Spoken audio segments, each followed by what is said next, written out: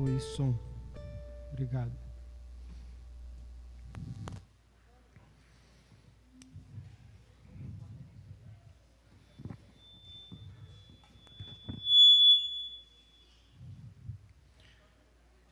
Tô pegando até a minha respiração aí, Isaías.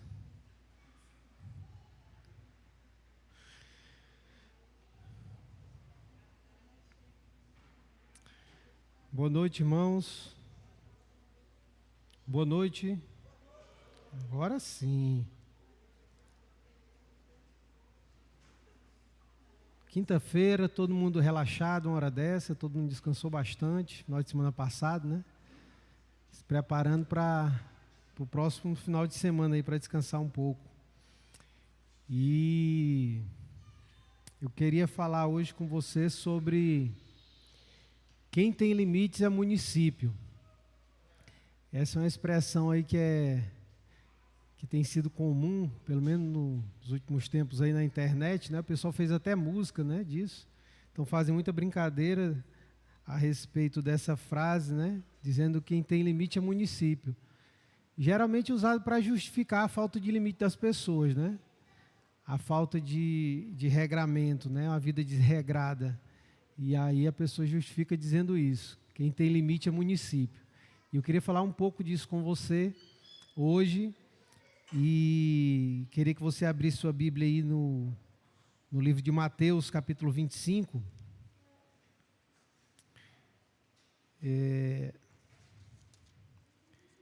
Eu resolvi,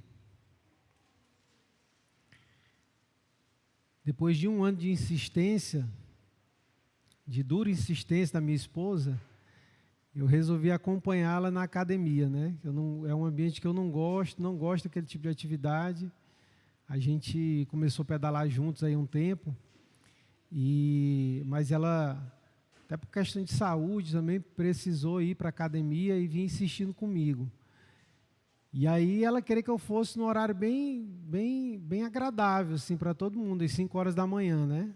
Então você teria que acordar 4 e pouco e tal, para poder estar na academia às 5. Talvez isso tenha sido o motivo pelo qual eu demorei tanto tempo, né, para aceder às exigências. Mas o fato é que eu estou indo com ela agora, quase um mês já, né, Godenguel? E estamos lá, firme e forte. Inclusive hoje ela não foi e eu já fui, tá? Só para constar. Ainda vai, né? Se eu terminar a pregação daqui para as 10, aí tu vai, né? Mas a ideia é... E aí hoje eu fui, né? A gente contratou o Guilherme aí, que congrega aqui com a gente, ele é personal. E ele foi lá dar uma assessoria hoje, essa semana, né? E aí eu vinha 3 semanas, né, malhando sozinho, e hoje desde ontem ele foi para acompanhar, para corrigir, E eu vinha, a primeira semana eu cheguei em casa, estava quebrado, não conseguia nem andar, né, tirar uma camisa, uma dificuldade, as pernas tudo doloridas. E eu já achando que eu já estava no meu limite, com aquela carga de peso ali, que era irrisória. A Kézia ficava mangando de mim. Eu digo, calma, um dia eu chego lá. Vamos devagar, perdão. E aí o Guilherme chegou hoje lá e dobrou a carga do que eu estava fazendo. Digo, não, meu amigo, isso aí não dá, calma, estou começando agora. Ele disse, não, aguenta, vai.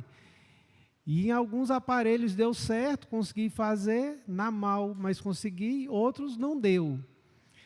E é interessante essa questão de limites, porque a gente geralmente não conhece os nossos limites, né? Às vezes nem para mais e nem para menos. Nem o limite que a gente tem para suportar uma dor, para suportar uma dificuldade, e nem os limites que a gente tem caso a gente esteja muito bem, né? Então, dizem que quer conhecer o homem, dê poder a ele, né? Ou dinheiro, né? Aí você vê quem é quem. Então, o fato é que a gente tem dificuldade de reconhecer os nossos limites. E, diferentemente dessa frase, quem tem limites é município, ela não é verdadeira, porque todos nós temos limites.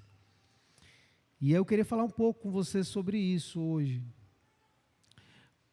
Rogério, tem como acender essa luz aqui para mim, meu amigo, por favor? Que eu já não enxergo muito bem nessa penumbra, agora melhorou. Então, vamos ler Mateus capítulo 25, do verso 14 ao 30. Mateus 25, do 14 ao 30. Todos encontraram? Amém? Amém? Por misericórdia. Misericórdia a gente espera. Já, Magnólia? Na agulha? Então vamos lá, vamos disparar aqui. Mateus 25, versículo 14. O reino dos céus também pode ser ilustrado com a história de um homem que estava para fazer uma longa viagem. Ele reuniu seus servos e lhes confiou seu dinheiro, dividindo-o de forma proporcional à capacidade deles. Ao primeiro entregou 5 talentos, ao segundo 2 talentos e ao último 1 talento. Então foi viajar. O servo que recebeu 5 talentos começou a investir o dinheiro e ganhou outros 5. O servo que recebeu 2 talentos também se pôs a trabalhar e ganhou outros 2.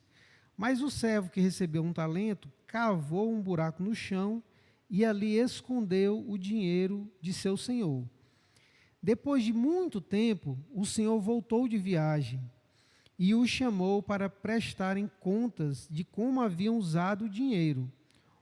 O servo ao qual ele havia confiado 5 talentos se apresentou com mais 5. O senhor me deu 5 talentos para investir e eu ganhei mais 5. O senhor disse: muito bem, meu servo bom e fiel, você foi fiel na administração dessa quantia pequena e agora lhe darei muitas outras responsabilidades. Venha celebrar comigo. O servo que havia recebido 2 talentos se apresentou e disse: o senhor me deu 2 talentos para investir e eu ganhei mais 2. O senhor disse: muito bem, meu servo bom e fiel. Você foi fiel na administração dessa quantia pequena e agora lhe darei muitas outras responsabilidades. Venha celebrar comigo. Por último, o servo que havia recebido 1 talento veio e disse: eu sabia que o Senhor é homem severo, que colhe onde não plantou e ajunta onde não semeou. Tive medo de perder seu dinheiro, por isso o escondi na terra. Aqui está ele.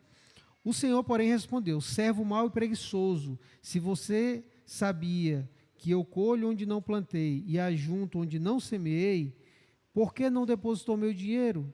Pelo menos eu teria recebido juros. Em seguida ordenou: tirem o dinheiro desse servo e deem ao que tem os 10 talentos, pois ao que tem mais lhe será dado e terá em grande quantia. Mais do que nada tem, mesmo que não tem, lhe será tomado. Agora lancem esse servo inútil para fora, na escuridão, onde haverá choro e ranger de dentes. Amém?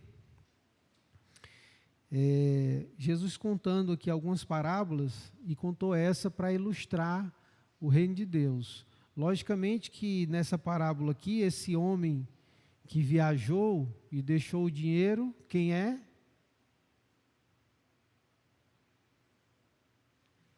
Quem é esse homem que viajou e um dia ele vai voltar? Jesus, né? Então ele foi em viagem, foi numa viagem bem ali, daqui um dia ele volta, cadê o cacau, né? Então, a primeira lição que eu queria conversar com você sobre esse texto é que Deus conhece e respeita seus limites. Como eu falei antes, é bem verdade que nós, como seres humanos que somos complexos para nós mesmos, né? Nós não temos dimensão exata dos nossos limites. E por não ter essa dimensão exata, às vezes a gente imagina assim: eu não posso passar por essa situação, porque se eu passar por essa situação eu não vou aguentar. eu não posso ver determinada coisa, porque se eu ver, eu vou desmaiar, se eu ver... A gente tem mania também de pegar, às vezes, uma experiência ruim que a gente passou na vida e achar que todas as vezes vai estar daquele jeito, né? Então, a gente tem dificuldade de compreender nossos limites. E o texto aqui fala, a parábola aqui conta, que esse senhor viajou e dividiu esse dinheiro. Os talentos era dinheiro. E dividiu em quantidades diferentes. Para um ele deu só 1 talento, para outro ele deu 2 e para outro ele deu 5. E aí a Bíblia vai dizer que ele repartiu isso de acordo com a capacidade de cada um.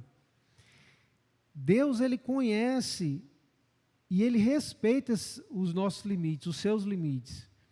Então ele não deu 5 talentos para aquele que recebeu 1, porque ele sabia que a capacidade daquele servo era para ter 1 talento. Tem gente que, se a gente for falar de dinheiro, tem gente que jamais deveria ser rico, porque se for, vai ser uma tragédia, né? Mas eu podia dizer também que tem gente que não pode ser pobre, né? Porque senão seria uma tragédia, né? Se for rico e chegar a ser pobre, né? Mas o fato é que esse Senhor, que foi e um dia vai voltar, ele conhece os nossos limites. A Bíblia vai falar lá em Coríntios 10, acho que é 10, Coríntios 10, 13, eu acho. Isso, Coríntios 10, 13. Que o Senhor não permite que venha sobre nós tentações, provações das quais a gente não consiga suportar. Então, Ele conhece os nossos limites. Ele sabe do que nós somos capazes. Ele sabe que Ele deu 5 talentos para aquele, porque Ele sabia do limite, das condições, da capacidade daquele homem. Quando ele chega para prestar contas, aí eu vou falar isso mais à frente, mas já antecipando, ele chega para prestar contas daquilo que ele deu, daquilo que ele entregou, né? Daquilo que ele entregou para cada um, não baseado na capacidade que cada um tinha. Então, ele entregou 5 talentos para um, 2 para outro e 1 para outro. Então, o que ganhou 5, o que é que fez? Foi lá, investiu o dinheiro, produziu, ganhou outros 5, 100%. Quando o Senhor chegou para prestar contas, está aqui, os 5 que o Senhor me confiou, e está aqui mais 5. Eu fiz isso com o dinheiro, e aqui o dinheiro multiplicou, está aqui 10 talentos. Ele disse, show de bola, top. Você foi... E interessante que ele disse para o servo, né? Ele disse assim, servo bom e fiel. Você foi fiel em administrar essa quantia pequena. Foi fiel. Então, por isso, eu vou lhe confiar outras riquezas maiores. E o que ganhou 2 também é a mesma coisa. E o que ganhou 1, os outros 2 chegam prestando contas, né? E o último já chega se justificando. Ele estava errado, então ele já chega se justificando. Meu senhor sabia que o senhor era um homem duro, sabia que o senhor procura colher onde não plantou, eu sei que o senhor era... Então, para mim não perder, para que ninguém roubasse, eu cavei aqui um buraco, enterrei, e está aqui, já desenterrei, está aqui. Ó, o que o senhor me entregou está aqui na sua mão. Né? Como quem diz assim, eu não lhe devo nada, aquilo que o Senhor me confiou, eu estou devolvendo, mesmo depois de todo esse tempo, mesmo depois de ter passado tanto tempo que o Senhor viajou e demorou muito para voltar, está aqui o talento que o Senhor me confiou. Então, Deus, sabendo e compreendendo os limites e a capacidade de cada um, Ele tem a dimensão exata do meu e do seu limite. Ele é o nosso Criador. Então, não tenha medo. Não tenha medo quando o Guilherme chega lá e dobrar a sua carga de peso no equipamento que você está malhando, porque vai dar certo. Não tenha medo de passar por determinadas provações, de dificuldades, de apertos na vida. Não tenha medo. Porque aquele que nos formou, aquele que confiou os talentos a cada um de nós, sabe da nossa capacidade.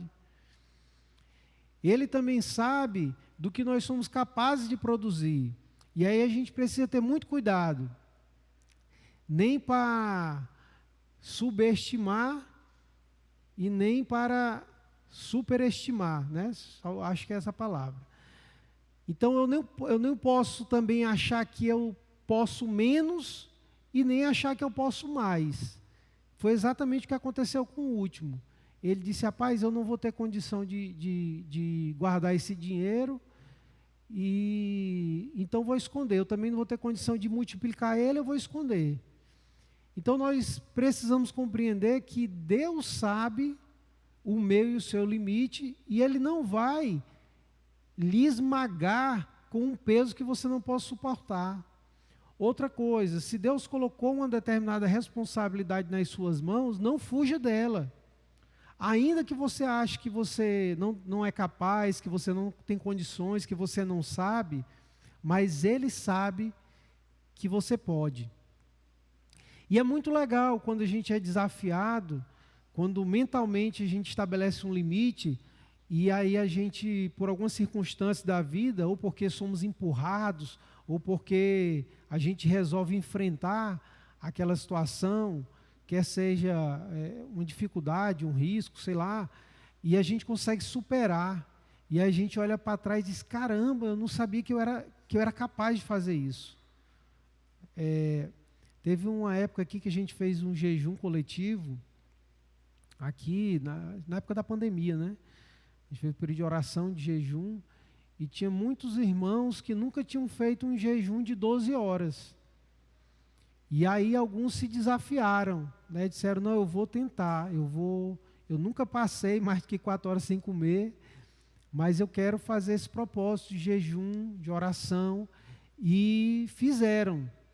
E foi muito legal ouvir os testemunhos, porque se superaram, porque disseram: eu achava que não era possível, eu achava que eu não ia conseguir, e falaram dos frutos que aquele jejum produziu nas suas vidas, né? Então, como o jejum serve não para mudar a Deus, mas para mudar a nós, né? Foi muito legal ver aquelas pessoas superando seus limites e depois vendo: cara, eu consigo, eu passei. Então Deus, como sendo aquele que nos criou, Ele conhece também os nossos limites, Ele conhece a nossa estrutura. Então não adianta a gente reclamar, a gente resmungar, a gente: Senhor, por que isso, por que aquilo? Porque não tem jeito. Se Deus colocou na sua vida, Ele não quer te matar. Você acha que Deus quer te matar? Ele é Pai, né? Nós, como pais, quem é pai, quem é mãe, sabe que quando coloca um filho para fazer determinada tarefa, ainda que ele esteja dizendo que ele não consegue, mas nós sabemos que ele consegue. Nós sabemos que ele é capaz. Lógico, dentro daquilo que é coerente, né? Que tem gente que quer exigir algo que não tem condições. Mas aquilo que é coerente, pela nossa experiência, pelo fato de a gente conhecer a estrutura do nosso filho, por conhecer a estrutura daquela atividade que a gente está colocando para ele fazer, a gente sabe que ele é capaz. Mas ele, às vezes, por medo, por nunca ter feito, por insegurança, acha que não é capaz. Deus é do mesmo jeito. Deus é o nosso Pai, Ele conhece a nossa estrutura. Então, não tenha medo quando determinadas responsabilidades virem sobre a sua vida. Confie naquele que colocou a responsabilidade sobre você. Ele sabe e Ele não quer te matar, Ele não colocou aquilo para lhe matar. Ele colocou aquilo na sua vida para que você produza, para que você vá além, para que você multiplique seus talentos. Ele sabe que você é capaz, Ele conhece os seus limites, Ele jamais lhe esmagaria. Amém? Então, não esqueça, Deus conhece e respeita os seus limites, no sentido de não colocar sobre você, colocar sobre a sua vida, algo que você não tenha condição de administrar, algo que vai lhe matar. Ele sabe os seus limites, e aí ele entrega para cada um de acordo com a capacidade. E essa capacidade não tem a ver com poder mais ou poder menos, tem a ver com estrutura. tem a ver com estrutura de personalidade, de temperamento. Então, nós somos um corpo, e cada corpo tem sua função, e nenhuma parte do corpo é menos importante do que a outra. O corpo ele precisa de todas as partes para ele se manter em pé, para ele se manter saudável, para ele desenvolver. Então, todos são importantes. Né? O Brasil gosta muito de futebol, então todo mundo, né, teve um contato de assistir alguma coisa de futebol. Então, se dá muito valor para o camarada que faz gol e para o goleiro na hora de defender o pênalti apenas, né?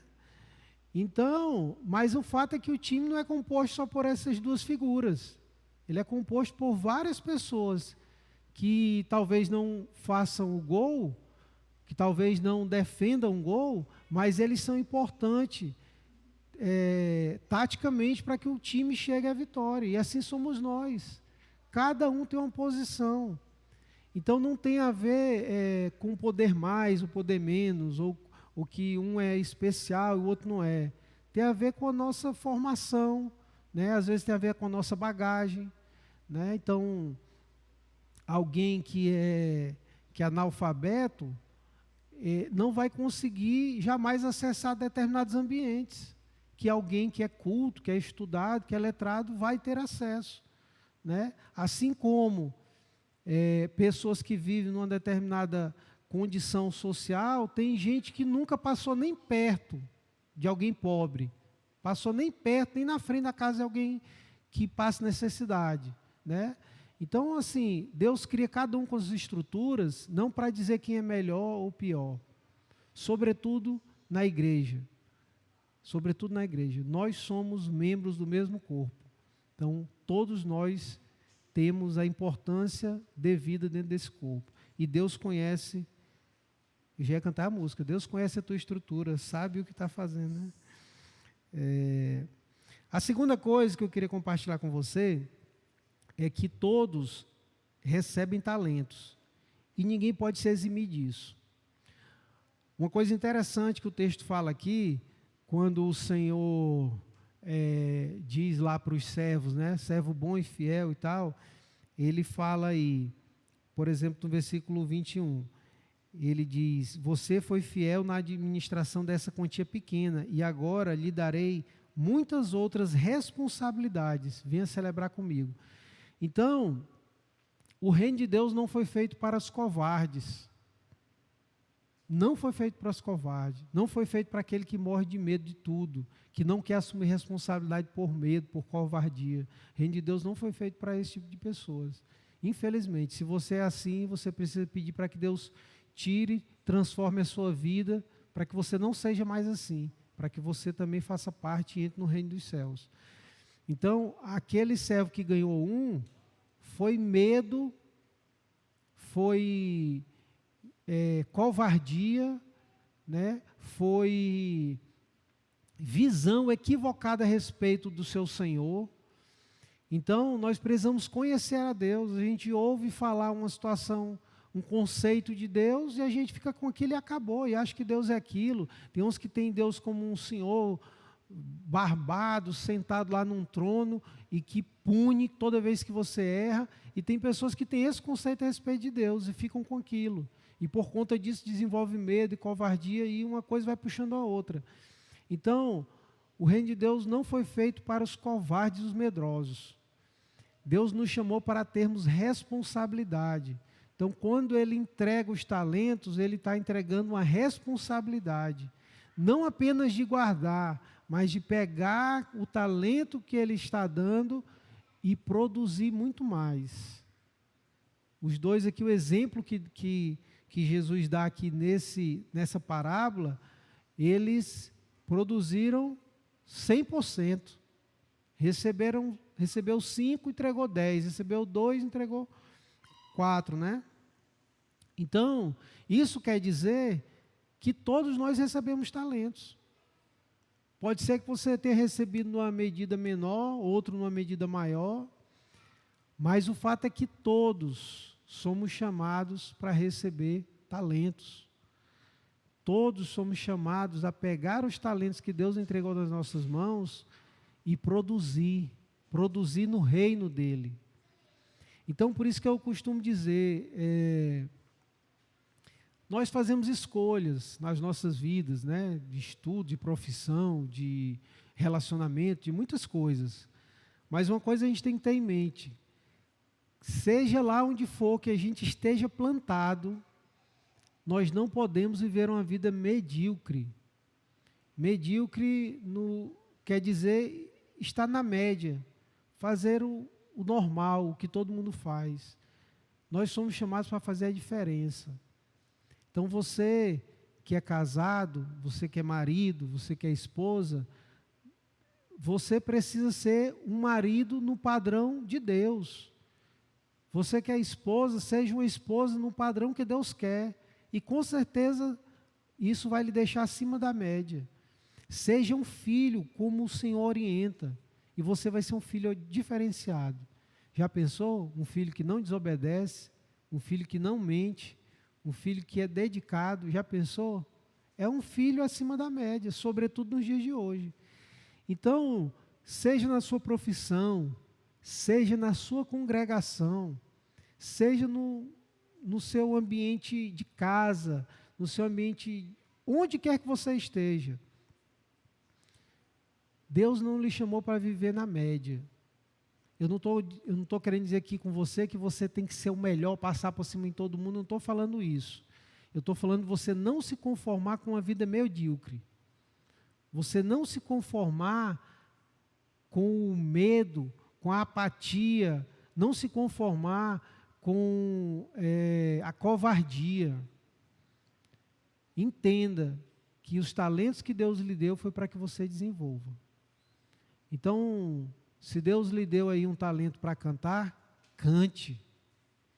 Se Deus lhe deu um talento para tocar, toque. Agora não toque, não cante assim no dia que vem para o culto, não. Se dedique, estude em casa, treine. Se Deus lhe deu uma habilidade para fazer móvel, né, Gibran? Faça os melhores móveis da cidade. Tem que fazer a sociedade com o Afonso. O Afonso não está aí, né? Então, para aumentar essa produção. Bem, irmão, nós temos aqui a conta de água e a conta de luz da igreja. Obrigado. 487 de luz, 22 de água. Não se contente em estar na média. Procure ser uma pessoa diferenciada. Procure ser um filho, um marido, um esposo, um avô, uma avó. Seja onde for que você estiver. Seja uma pessoa diferenciada. Não por ambição, não por querer aparecer, muito pelo contrário. Somente pela sua fidelidade a Deus. Somente por entender que você recebeu um talento de um Senhor que um dia vai vir para prestar contas. Um dia você vai estar diante dele para dizer: Senhor, está aqui, ó. Muito obrigado porque o Senhor me confiou isso aqui. Ainda que seja pouco, mas vai ser muito legal naquele dia, vai ser muito top naquele dia quando você chegar assim e ele dizer assim, ó: servo bom e fiel. Você foi uma serva top. Por isso eu vou te dar outras responsabilidades maiores. Você vai experimentar de coisas maiores. Então, não se esconda atrás da covardia ou do medo. Amém? E a terceira e última coisa que eu queria compartilhar aqui com você é que, e eu estou falando assim, coisas óbvias, né, que estão aqui, que às vezes a gente lê e vai passando e acaba não meditando um pouco. Mas a terceira coisa que eu queria compartilhar com você, para a gente encerrar, é que haverá o dia da prestação de contas. Nesse dia, os argumentos vazios, ou até verdadeiros, né, eles não serão suficientes para te justificar, para te isentar, para te deixar de lado. Não, esse aqui, tudo bem, o pessoal podia roubar teu dinheiro, tu enterrou, então você café com leite para cá, então eu vou tratar só com esse aqui. Não.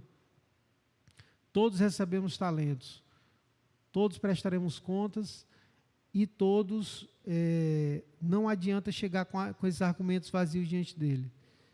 Nós, agora, vou falar o que eu já tinha falado lá no começo, voltando, para conferir a sua mente. Seremos cobrados de acordo com a capacidade e os limites, né, dos quais ele conhece melhor do que nós. Então, ele não vai chegar lá para dizer, cadê os 5 talentos que eu te dei? Ele vai dizer assim, os 5 talentos que eu te dei, mais a capacidade que eu te dei, teria que produzir no mínimo 10 talentos. Tu fez? Fez, está aqui, ok. O outro, lhe dei 2 talentos e te dei capacidade de multiplicar, te dei capacidade de desenvolver, te dei capacidade de criar. Cadê o resultado? Seria pelo menos 4. Então, você fez? Fiz. Vamos dizer que ele esperava menos, né? Então, te dei 5, mais a tua habilidade, imagino que ele vinha me apresentar aqui pelo menos uns 7, 8 talentos. Chegou com 10, poxa, top. O outro da mesma forma. Então, os argumentos daquele que recebeu foram argumentos verdadeiros. Eu tive medo, ele foi sincero, eu tive medo de perder. Então, eu cavei aqui, eu enterrei. Os argumentos dele foram, sim, verdadeiros, mas não foi suficiente para justificar, para isentar ele. Porque, como eu falei, ele apresentou somente aquilo que ele recebeu, que ele viu. Porque aquilo que ele não viu, que é a capacidade e os limites que Deus deu para ele não olhou para isso, ele desconsiderou isso, ele desprezou. Então, ele só devolveu o que ele recebeu. E aí, o texto fala, né, que o Senhor manda tirar e dá para aquele que tinha recebido 10. Né, aquele que tinha 10 talentos. E aquele que não tinha nada, por que ele não tinha nada? Porque o que seria dele, seria o que ele produziu a partir daquilo que Deus deu para ele, certo? Deus me deu e me deu capacidade. Então eu vou trabalhar e vou produzir mais um. Então esse era dele, né? Era dele, foi o que ele produziu. Então, o texto diz que aquele que não tem nada, até o que tem, que é que não é dele, vai ser tirado, vai dado para outro. Então, vai chegar esse dia que a gente, uma hora ou outra, você vai ter que estar diante de Deus e você vai ter que dizer para Ele o que foi que você vai ter que apresentar diante dele, o que foi que você produziu, o que foi que você fez, a partir dos talentos, a partir dos recursos. Né? Às vezes a gente falando aqui talento, a gente às vezes tem dificuldade de encaixar isso, mas esse talento é o quê? É dinheiro? Esse talento é o quê? São habilidades? É o quê?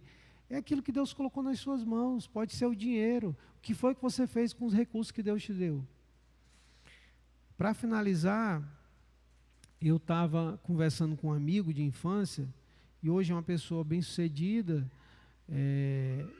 médico e tal, bem-sucedido, e a gente conversando sobre telefone, né, sobre iPhone e tal, e ele dizendo, cara, eu tenho dificuldade de comprar um telefone desse, porque ele tem mas já é velho e tal, ele disse, eu tenho dificuldade de comprar um aparelho desse novo, pelo valor que ele custa. Aí eu olho para a esmagadora maioria das pessoas que mal conseguem ganhar um salário mínimo, aí eu fico mal, eu fico ruim, eu fico, cara, como é que eu vou fazer isso? Né? E ele fica se penitenciando, achando que isso está errado, que isso, né?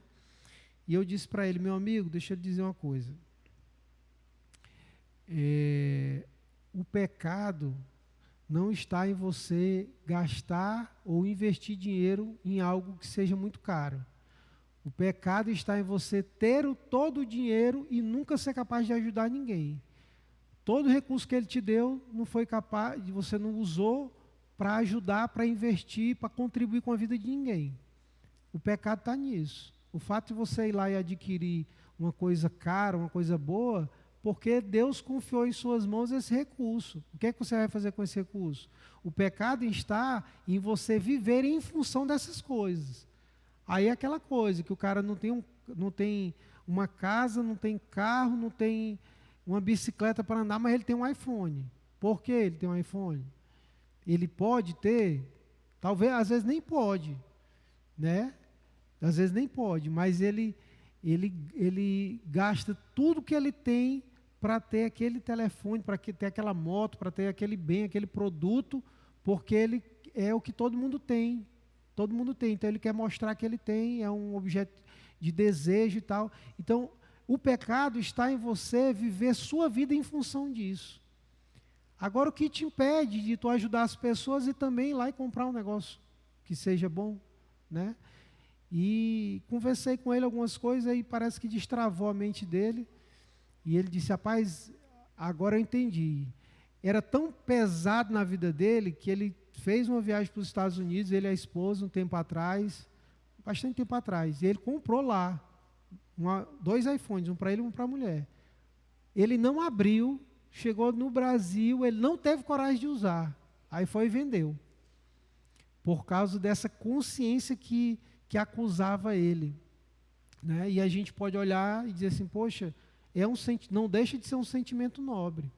Mas isso não torna a gente melhor ou pior. Né? O pecado não está nisso, você adquirir algo caro. O pecado está em você viver em função disso, você ter todas as condições de ajudar alguém e não ajudar. Então, Deus sabe os seus limites e Ele sabe os talentos que Ele te deu. E Ele sabe o mínimo que Ele pode esperar de você. Agora nós temos a opção de enterrar aquilo que Deus tem nos dado. Por medo, por covardia, por um conceito equivocado a respeito do nosso Deus. O fato é que no final das contas, nenhum tipo de justificativa vai ser plausível. Sabe por quê? Porque o servo bom e fiel não precisa se justificar. Ele vai chegar diante do seu Senhor e vai apenas prestar contas.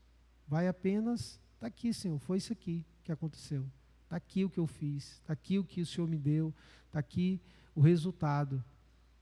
O servo mau, infiel, vai procurar se justificar de toda forma. Aí vai botar a culpa no cachorro, no gato, no periquito, no papagaio, na mulher que tu me deu, não sei o quê, no sistema financeiro do país, no preço da carne. Ele vai botar desculpa em tudo. E no final, não vai adiantar de nada. Amém? Todo mundo animado? Me responde aí, quantos talentos você recebeu? 1, 2 ou 5? A gente pode ter recebido todo mundo só 1. Não importa a quantidade de talentos. O que importa é o resultado final. Amém? Como eu sei que aqui não tem nenhum covarde, não tem nenhum medroso, não tem ninguém com boca de lobo na mão para cavar um buraco, vamos ficar de pé para a gente orar juntos? Não quero ver ninguém cavando buraco, viu? Vamos produzir. Vamos crescer diante de Deus. Vamos desfrutar dos talentos. Desfrutar daquilo que Deus colocou em nossas mãos. Amém? Não tenha medo. Você provavelmente não conhece os seus limites. Talvez você ache até que você é que nem a frase. Quem tem limite é município. Você tem limites. E Deus conhece quais são. E eles não são do tamanho que você imagina. Às vezes ele é bem maior. Até porque, irmãos, tem uma coisa também que depõe muito a nosso favor, né? Nós temos um ajudador. A gente precisa compreender que as coisas não se resolvem apenas na força do nosso braço ou da nossa inteligência, né? E Deus nos deu um facilitador para além dos talentos, para além das nossas habilidades. Ele ainda de quebra nos deu o Espírito Santo, que nos ajuda, que trabalha por nós, que está conosco diariamente.